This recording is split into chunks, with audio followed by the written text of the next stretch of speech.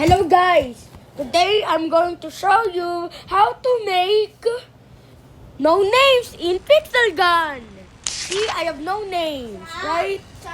What? Can you shut up, please? Now I'm making a video, bruh. No, don't yell. Okay, I'm not gonna yell.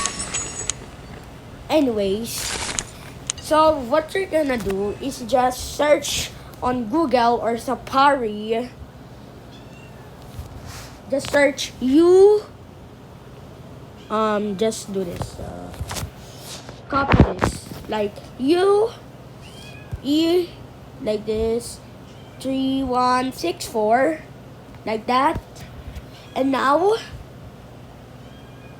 you just go here.